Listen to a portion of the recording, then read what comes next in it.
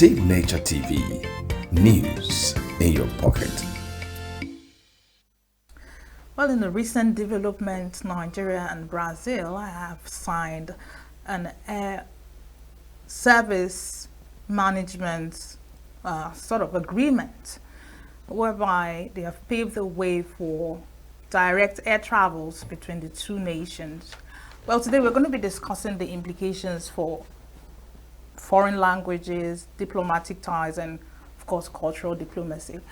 Our guest is Professor Uchenna Vasa. She's Executive Director, Slang Global Enugu, and she is here in person to unpack some of the things that we need to know concerning this recent development. Good morning, Professor Uchenna. Thank you for joining us again on the show. Thank you so much for having me. Thank you. Great. So, amongst multiple other memoranda of understanding, there's this bilateral air service agreement. What does that really entail? What does it mean? So just in plain words so we can understand. Right, exactly. right. So thank you very much. I thought that this would be an important conversation to have, simply because of several factors. And right in the middle of those factors is Slang Global, which I'll get to later. So Enugu, in the past few years, I'd say perhaps actively since 2023, has been growing and creating this aura of see us, we can match any space internationally. So there's the convention center. It's a beautiful city to behold. It is relatively safe, which is a very important factor. You know. So you're right. In August 2025, Nigeria signed an agreement with Brazil. And what are the implications of that in terms of travel? There were other agreements. One has to do with culture, another one travel. Why is that important? Because it absolutely cuts down the travel time between these two regions of the world. So we have South America, where you have Brazil, and you have West Africa, where you have Nigeria. We're looking at about 7 hours in terms of the cross along the Atlantic. This is great not just for Brazil, but for what we do at Slang Global, because as you know, Slang Global is about Spanish. It's also about connecting the Spanish-speaking African diaspora in the Caribbean, Latin America, and the United States with the point of origination, which is Nigeria, which is Africa. So that is one significant implication of this deal that has gone down between Brazil and Nigeria. Brilliant. But I do know that Brazilian official language is Portuguese. Absolutely. So how does this relate to Slang Global being Spanish-based? Excellent question. So Brazil is definitely Portuguese speaking, you're right. But the implication for us is the ability for the rest of South America, which is Spanish, to come to Nigeria. Keep in mind that before this agreement, if someone were to travel from Cuba to Nigeria, typically, depending on the airline, they would go from Cuba to Brazil, sometimes Sao Paulo, and then travel to Europe, and then to Nigeria or anywhere else in Africa. Because of that, the cost to travel from Cuba to Nigeria was almost $4,000. Wow. Cubans could not fly over US airspace, and that was why they had to do all that. You know, so you leave Cuba, you go to Brazil, you fly to Europe, and then you come. Now, yes, they're still going to fly to Brazil, but guess what? They don't have to go to Europe. They fly to Brazil and then get on a plane and come to Nigeria. Excellent news for us. So what does this mean going forward in terms of cultural diplomacy, aside language, there are other platforms for diplomacy. What does this mean going I forward? think the possibilities are endless, because if you look at the agreement signed, they were looking at the economic implications of Okay. such an agreement. Of course, looking at Brazil, but like I said, Brazil is not an island in the middle of nowhere. Brazil is surrounded by several nations where Spanish is spoken, so I can imagine that that's an aperture for other countries in the nation. So there's the economic component, there's a cultural component of this agreement. So I think that the possibilities are endless, and the reason why I said we should talk about this is that here in Enugu we are almost, I don't want to say that we're unaware, but the word hasn't been spread around enough. Yeah. Just recently had the Vice President of Colombia, another nation in Latin America, come to Nigeria. It was a 2-day visit. She stopped off in Abuja. There is the interest to begin to make these connections. And with this wonderful agreement between Brazil and Nigeria, I think that the sky is the limit. And I think that we in Enugu here, and of course Slang Global will play a critical role, we should be ready to jump on this and make the Absolutely. most Could of. you Yes. enlighten us on how Slang is ready to make, explore this opportunity, that Absolutely. has actually been placed on our table? Absolutely. So Slang is in the business of what we call cultural education. Okay. So that means that while we're here promoting the Spanish-speaking world, we're also promoting Igbo culture, because why shouldn't we? We happen to be here right in the Igbo heartland. Yeah. So we're doing that. Now, so what role will Slang Global play? We are in the business of creating connections. So the connections so that people here in Nigeria are aware. It's creating an awareness, which has always been our goal. We started in 2022. What is the awareness we want people to have?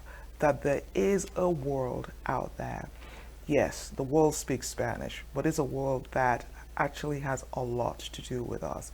Why is that? Because we have brothers and sisters like you, like me, forcibly taken away from the shores of Africa. Calabar played a critical role in this process.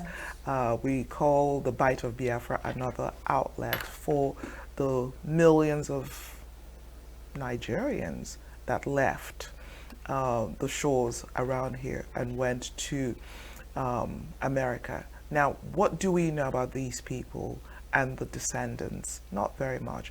But knowing something about them, I think, is very critical where we are in Nigeria today. Youth development will tie into that, because what happens over there is happening over here.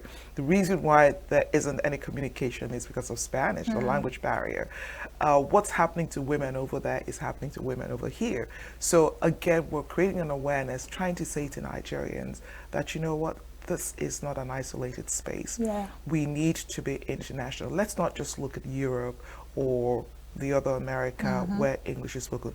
One of the great things the president of Nigeria did was to go to Brazil. where he went to Brazil, but he went to St. Lucia, which is an island in the middle of nowhere that nobody knows about. So again, what it does is that it gets people looking to other parts of the world. And I say we should, because we have a whole lot more in common with them than with the other regions of the world. Interesting. Yeah. You did mention something. You said the reason there was this disconnect, part of the reasons was the issue of language. There's a language barrier. Absolutely. What's the plan to break down this barrier? Well, Slang Global is already doing that. So what is the plan? We are also, and I'm probably going to be plugging Slang Global a whole lot because I should. So we have Spanish language classes here. Okay. We're teaching Spanish online and in person, and we're also preparing students, people, for the certification, Spanish certification exam, which, by the way, we've been very successful preparing people and having them pass. Now, what that will do is that it becomes that bridge. So might it be that someone might call and say, hey, I'd like to offer Spanish as a degree program at the university.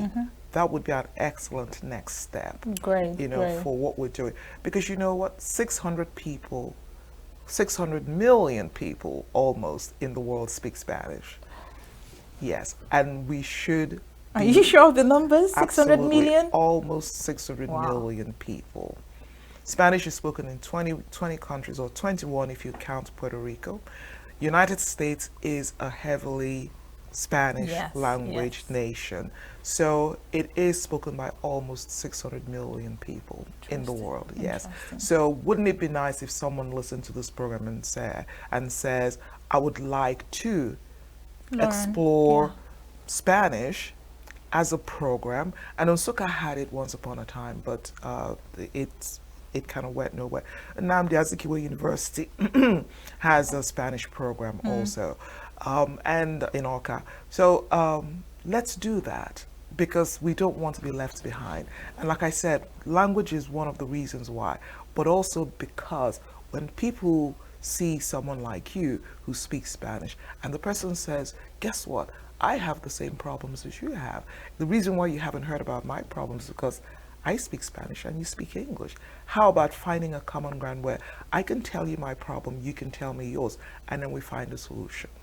Beautiful.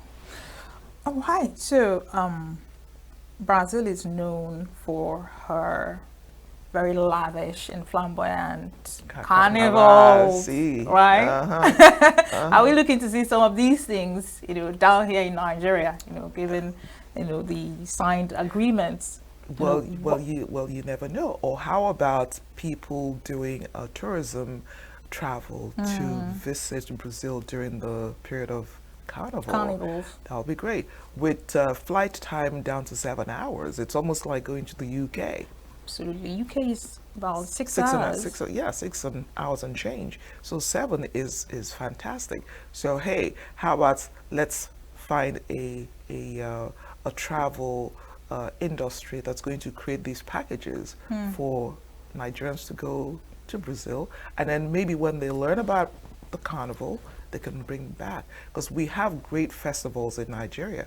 It'd be nice to have, of course, exactly, across board. Absolutely. I'm thinking about it, and an entrepreneur listening to you is thinking, how do I plug myself into this industry, because it's huge, it's massive. What would be your advice? If anyone's listening, so Enugu is kind of poised. I went to a conference I think it was last week. There is an organization called Jan's Travel, and they're focused on domestic tourism, which is great, because you know what?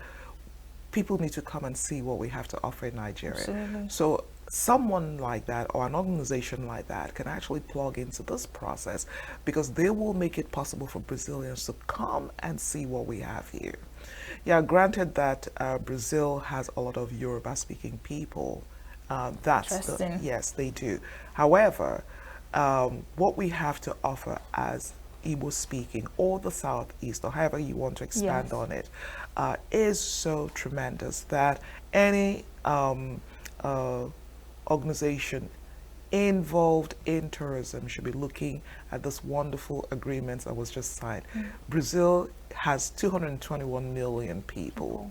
We have about 230 million people. Well, the last time they counted, I'm not sure how many, but our population numbers are almost similar. So we can attract Brazilians here, and think about the money, think about how it helps us grow our tourism industry here. Let's take advantage of this, because this is a wonderful opportunity. Right. Now, someone listening to you, she or he has heard you, you offer Spanish lessons online and in person, and the person is saying, what would be the benefit? The benefits, not just that. What's the level of employability, if I may? Yes. If after I'm done taking this and I'm out there, what can I do with it? Okay, that's a good question. So we're pioneers in the sense that someone can come and say, well, I'm going to, and students are coming, taking Spanish. We always say we're not encouraging people to leave the country because that's not what we want. But we are also creating a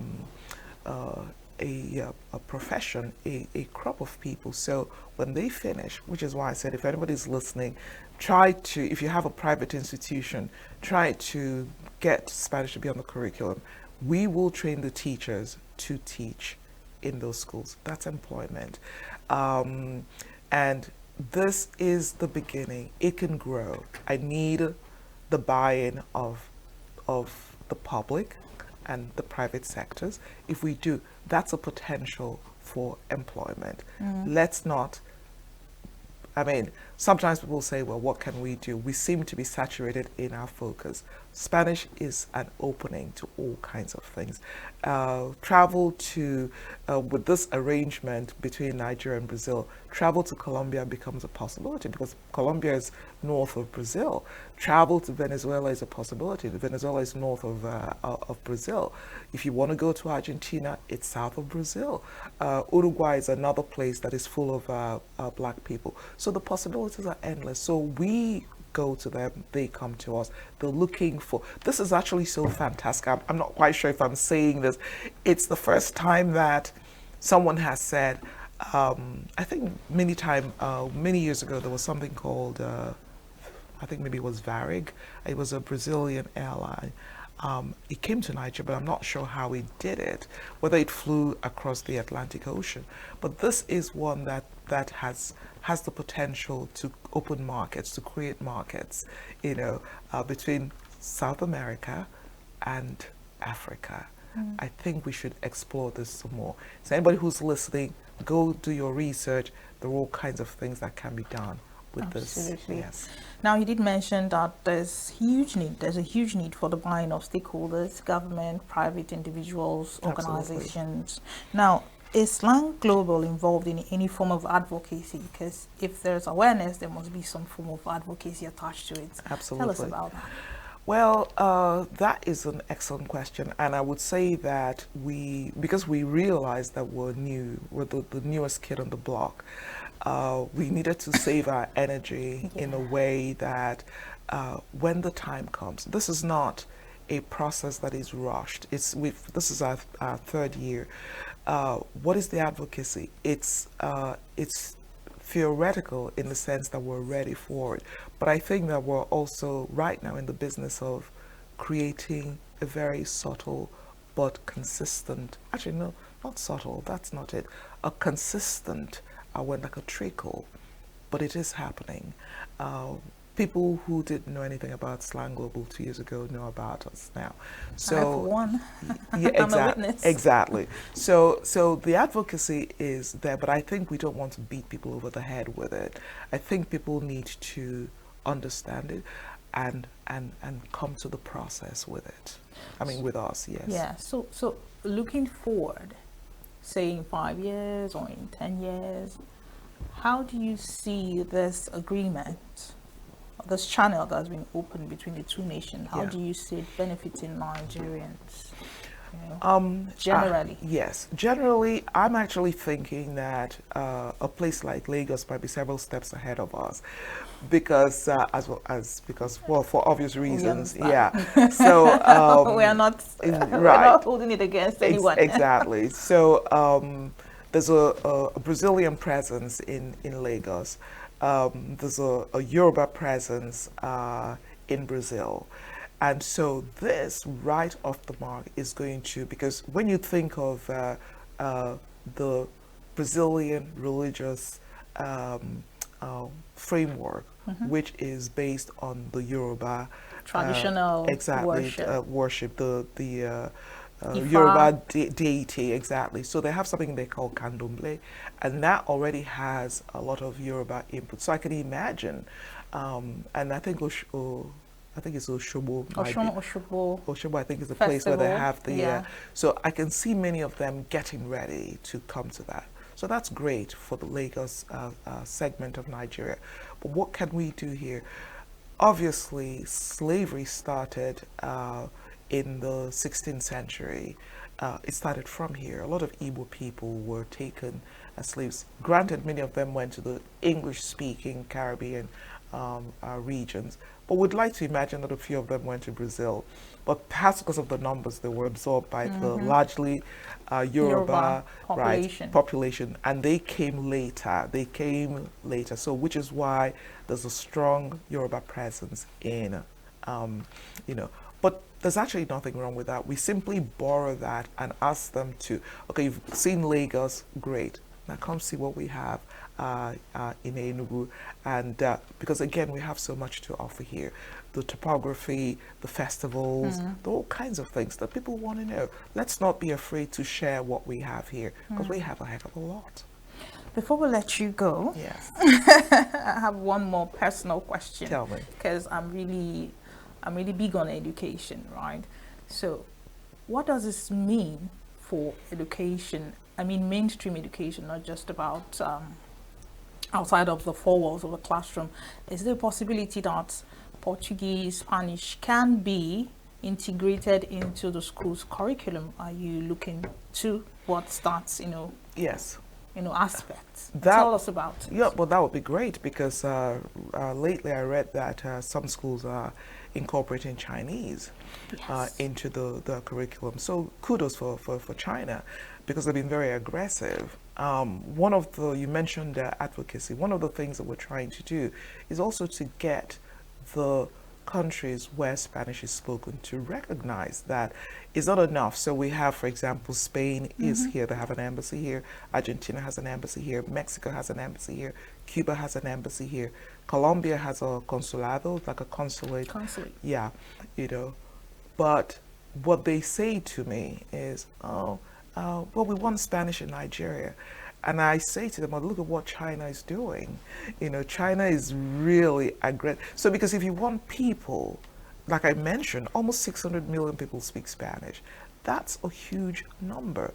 If you're in Nigeria and you want to impact Nigeria with your language, you don't say to me, we would like to. We have Cinco de Mayo is a festival. We have a Cinco de Mayo, invite people to come and drink. Okay, that's a good start, but it has to be a bit more aggressive. So that's part of the advocacy that we're doing, saying to them, we have started, Slang Global, we have started. We're doing what you have not been able to do. Now we need for you to, because when people come in, they're looking to see those countries. So we are the Nigerians driving a process, but the process needs to be driven even more so by the owners of the language. Interesting. Exactly. True, By the true. owners of the language. They're doing the best they can, but I think they can do more. So based with that, if we can get them to do more, which we've been having the conversation, then it'll be easy to say UNN can have a Spanish program, or any one of the private institutions can have a Spanish program supported by instructors from a Spanish-speaking country. Because we know that bringing them to Nigeria is always problematic. Sure. Well, not problematic. It challenging. is, yes, exactly. But once there's a buy-in from these countries, I think it becomes an easier process. Yeah. All right, Professor Uche, I have another question. Okay, tell me. That will be the last. Tell me. Now, is there any demand, no matter how small, to learn our languages over there? Do they want to learn Igbo? Do they want to learn Yoruba? Do they want to learn the local Nigerian languages? Any demand at all? There is a demand for Yoruba, simply because of the history. Yes. There's something called Pataki. Pataki is like, it's a book of deities, Yoruba deities. So it's an archive of some sort. Yeah, well, it's kind of like a little Bible of something like that. So they use it for the prayer. So it has Oloku, Shango, it has all those things. So they were able to document their worship. Absolutely. And then we have the Efik presence, the Ekme presence in... it should be masquerade. Yes, so but it's a secret society.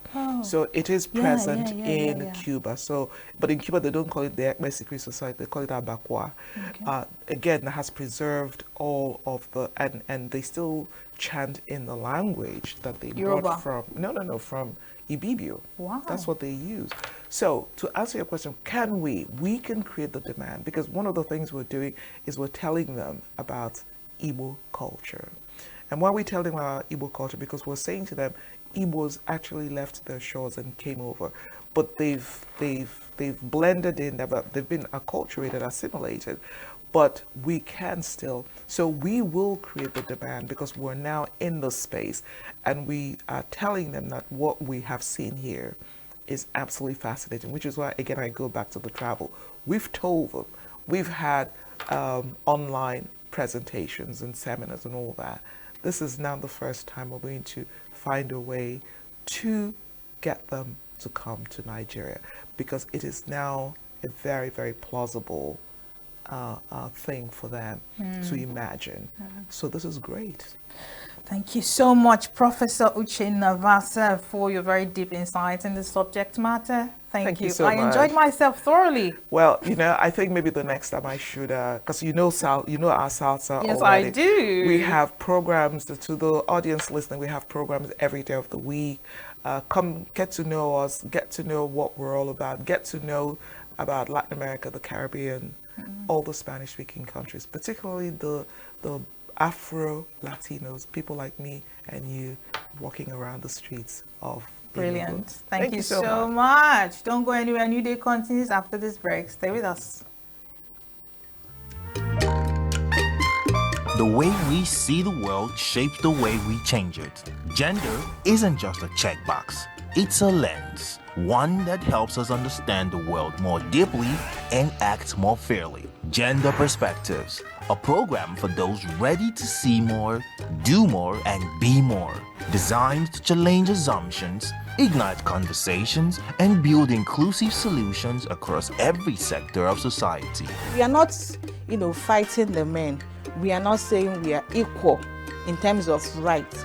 We're only asking they should recognize our existence. Join us on Gender Perspectives, showing every Saturday by 4 p.m. Repeat every Wednesdays by 5 p.m. and Thursdays by 3 p.m. Change begins with perspective. Let's widen yours. We are local. International communities observing Just finished taking it. Where the main market is in chaos. People are... We are national. Those in support of this motion as amended, say aye. Aye. We have taken the vote by default. We are international. Israeli airstrikes. Donald Trump left us the worst unemployment.